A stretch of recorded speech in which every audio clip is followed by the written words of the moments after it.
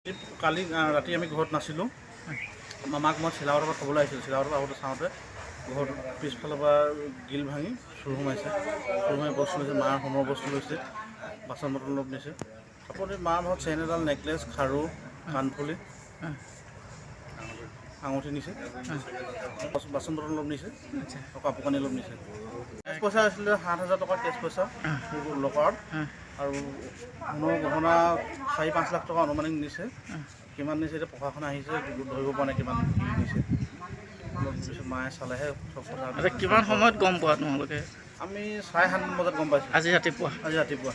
কেনেকৈ সোমালে চোৰ? চোৰটো পিছফালে গিলখন ভাঙি সোমালে, খিৰিকী ফালে। মা গুৱাহাটী গৈছিলে, গুৱাহাটী পৰা যাওঁতে মামাক থ'বলৈ আহিছিলোঁ। মামাক থ'বলৈ ঘৰত চাবি চাবি খুলি সোমাওঁতে এই পিছফালে চালোঁ, দৰ্জাখন খুলি চাওঁতে গিলখন ভঙা পৰি আছে বিচনাৰ ওপৰত। মাৰ চেইন, নেকলেছ, খাৰু এইখিনি বস্তু নিলে, বাচন বৰ্তন নিলে, কাপোৰ কানি নিছে, 4-5 লাখ টকা বস্তু নিছে।